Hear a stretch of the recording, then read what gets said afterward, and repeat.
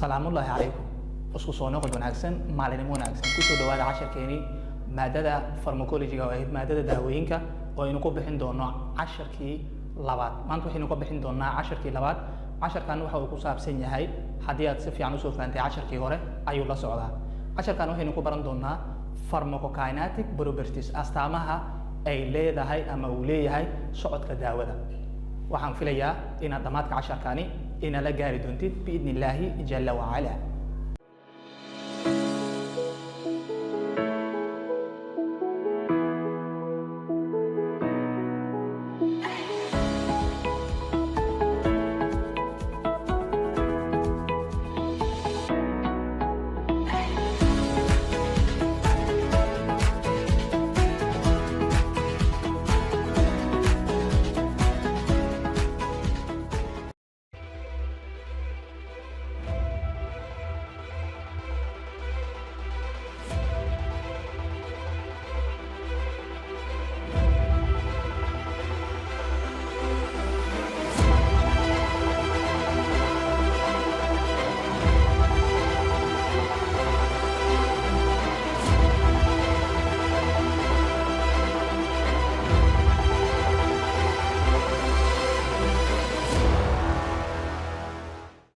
Pharmacokinetics waa maxay?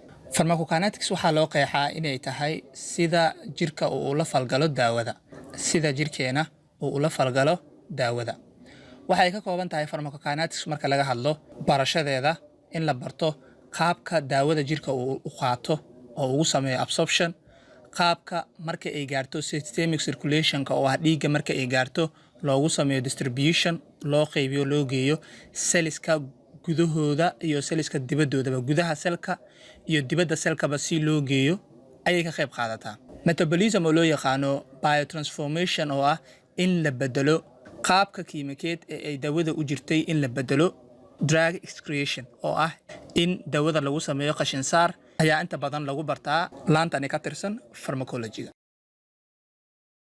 Absorption maxaa loola jeedaa? Absorption waxaa loola jeedaa waa habka daawada loo gudbiyo iyadoo laga keenayo daawada meesha laga qaatay, ha noqoto orally ama ha noqoto topically ama ha noqoto IV, noocay rabtaba ha noqoto, kadibna la geeyo dhiigga. Khaasatan marka lagu leeyahay waxaa la geenayaa dhiigga, waxaa loola jeedaa daawada waa la soo wadayaa ilaa la keeno systemic circulation-ka, wareegga dhiigga ilaa laga keeno oo ay xididadu soo gasho wareegga dhiigga. waxa uu jirka ku samaynayaa markaasi daawada absorption. waxyaabaha saamaynta ku yeelan kara qaadashada daawada ee jirka uu qaadan lahaa waxaa ka mid ah route of administration, halka daawada laga qaatay. inta badan waxaynu ognahay daawada markay IV tahay ama laga qaato xididada waa ay ka dhaqsi badan tahay jawaab soo celinteeda ama shaqaynteedaba marka loo fiiriyo daawada laga qaatay afka. sababtan inta badan waxa ay tahay daawada laga qaato xididada waxa ay si toos ah u tagtaa systemic circulation, waxa ay si toos ah u tagtaa systemic circulation. Dosage forms, qaabka daawada ay u samaysan tahay. daawada qaabo badan ay u samaysnaan kartaa sida aynu ugu soo sharaxnay casharkii hore, haddii ay sharoobo tahay ama tablet haddii ay tahay ama injection haddii ay tahay. intaasiba midkay rabto ha noqotee waxa ay saameyn ku yeelan kartaa qaabkii loo qaadan lahaa daawadaasi. Concentration, badnaanshaha daawadaasi qiyaasta ay tahay iyo xeerka ay gaarsiisan tahay waxa ay ku xiran tahay qaabka loo qaadan lahaa. Particle size of the drug, daawadaasi cabirka ama qaabka ama sida ay u samaysan tahay waxa ay saameyn ku yeelan doontaa qaadashadii jirka uu qaadan lahaa daawadaasi. halka laga qaadanayo daawada lafteeda waxa ay ku yeelan kartaa saameyn in la qaato daawadaasi uu qaato jirka.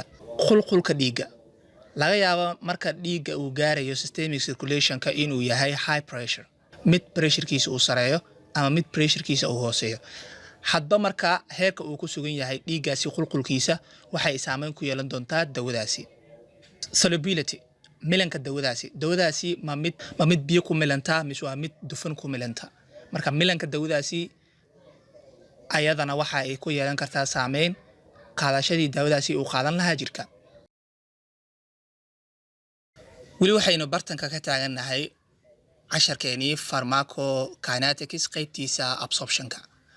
Bioavailability, bioavailability waxaa loola jeedaa waa xaddiga daawada ama baaxadda daawada la qaatay ee gaartay systemic circulation-ka laga heli karo xaddiga ay la eg tahay ayaa loo yaqaanaa bioavailability. inta badanna waxaa lagu sheegaa ama lagu cabiraaba percentage. hore waxaynu soo sheegnay daawada phase-ka ugu horeysa daawadaasi inuu noqon doono absorption. daawadaasi marka la qaato ki la geeyo systemic circulation-ka kadib unbaa waxaa bilaaban jiray distribution. hadda marka daawada weli waxaynu ku jirnaa daawadii waa la soo qaatay, absorption-kii wuu soo dhacay, waxayna daawadii soo gaartay dhiigga.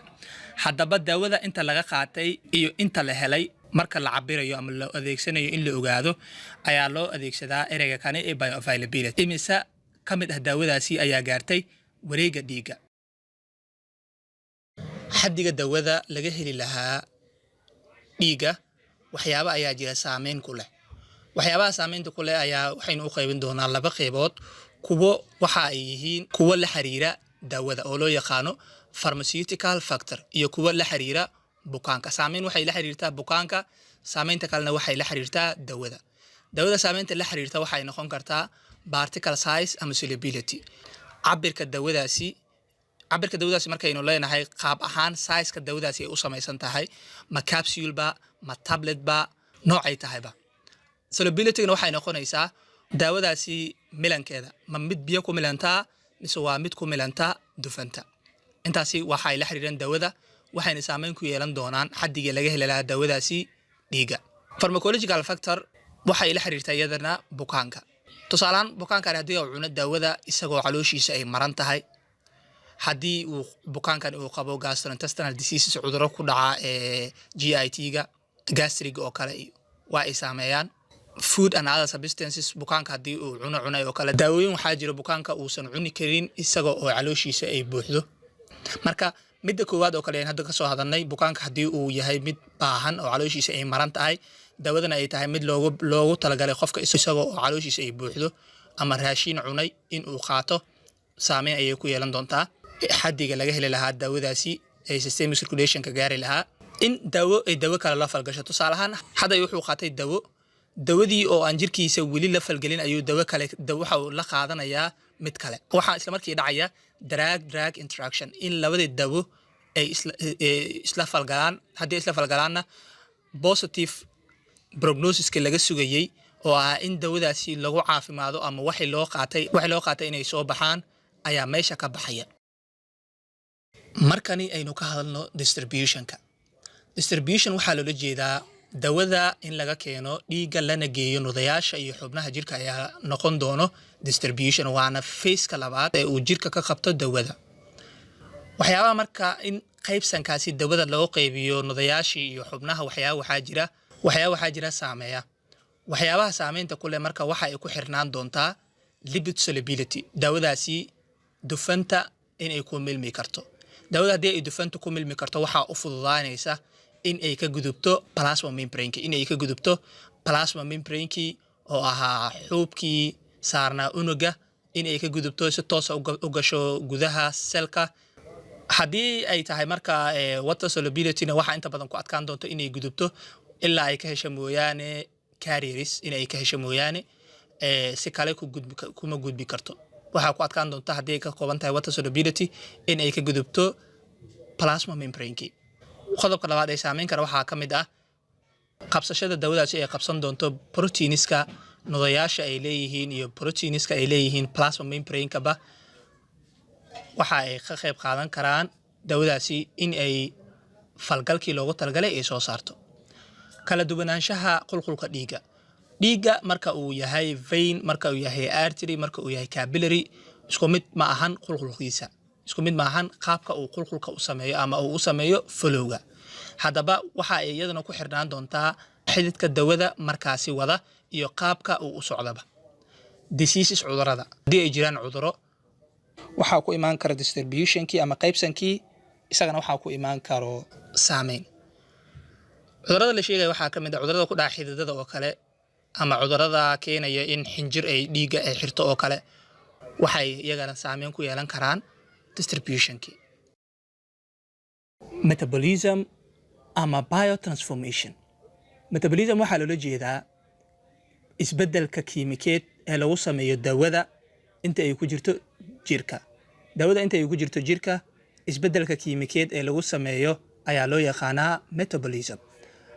meelaha ay ka dhacdo inta badan metabolismka ayaa ah ama meelaha inta badan lagu bedelo dawada ayaa ah beerka oo kale, keliyaha oo kale, intestineski oo ahaa mandhiciradii oo kale, sambabkii iyo plasma oo ahaa dheecaankii ku jiray dhiigga.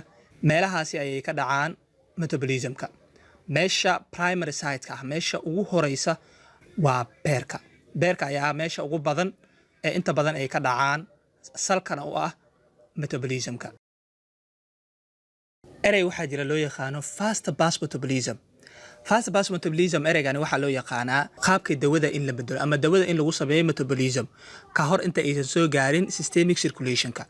dawada inta aysanba soo gaarin systemic circulationka in lagu sameeyo metabolism ayaa loo yaqaanaa fast pass metabolism.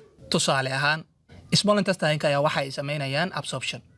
kadib xididada ku jira tubada loo yaqaano digestive tract ayaa waxa ay sameyn doonaan in ay qaadaan dawadii. waxa isla markaana si systemiga u geyn doonaan beerka. beerka isla markii waxa uu sameyn doonaa in uu meeshii ku sameeyo metabolism. dawadii marka iyada oo aanba soo gaarin marka systemic circulationkii ayaa waxaa dhexda ka helay hepatic portal vein. hepatic portal vein waxa uu geynayaa marka liverkii. noocaasi markii dawada ay lagu sameeyo metabolism ayaa loo yaqaanaa fast pass metabolism. markani aynu ka hadalno excretion. excretion waa in dawada laga saaraa systemic circulationka iyada oo la marsiinayo excretory organs, xubnaha qashinsaarka sida keliyaha oo kale ama small intestine-ka oo la geeyo rectumka. si kale haddaynu u dhahno waa in dawadii soo martay saddexdii qaab ee hore ee ahaa absorption, distribution iyo metabolism lagu sameeyo qashinsaar lagana saaro gabi ahaanba jirka ayaa waxay noqonaysaa excretion. jaantuskani waxa uu inoo soo koobi doonaa casharkeenii maanta pharmacokinetic properties.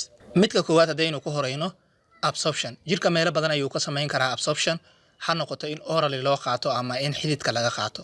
daawada marka laga qaato xididka waxay si toosa u tagaysaa systemic circulationka, horena waxa ay ka samaynaysaa distribution. balse daawada marka laga qaato afka waxay imaan doontaa caloosha. iyadoo caloosha joogto waxaa loo gudbin karaa dhiigga, ama iyada oo joogto small intestine-ka ayaa loo gudbin karaa dhiigga. marka systemic circulationka waxa ay kaga darsami kartaa daawadaasi iyada oo ku jirta xaaladda absorptionka marka ay maraysa caloosha, marka ay joogto small intestine-ka. marka daawada loo soo gudbiyo systemic circulationka waxaa bilaabanaya phase-kii labaad ee ahaa distribution. distributionka marka waxaa la geyn doonaa dawadii nudayaasha jirka iyo waxaa kaloo la geyn doonaa xubnaha jirka. xubnaha la geyn doona marka waxaa ka mid ah kilida oo kale iyo beerka. beerka marka la geeyo dawada waxaa lagu samayn doonaa marka metabolism oo waxa ay ahayd primary site of metabolism. marka uu dhaco metabolismka dawadii waxaa lagu soo celin doonaa dhiigga. dhiigga marka lagu soo celiyo dawadii waxa ay samayn doontaa marka in dawadii lagu sameeyo excretion. haddii excretion lagu sameeyo dawadii waxay noqonaysaa mid saxara ah oo ah in laga dhigo feces ama inay noqoto kaadi oo loo dhiibo keliyihii ama in laga dhigo wallahu mustacaan mid ku baxda qaab kale sida dhididka oo kale ama neefta oo kale in lagu saaro. waxaan filayaa jaantuskani in uu kaa caawiyay jahwareer badan ee aad ka qabtay qaybihii hore ee casharka inuu ku soo sharaxnay. waxaa halkaa inooga eg casharkeenii maanta. haddii ay jiraan su'aalo ama oraah aad inala wadaagaysid inoogu dhaaf qaybta hoose ee commentiga. casharkani casharka xiga intaynu ku kulmayno waxaan idinkaga tegayaa assalaamu calaykum.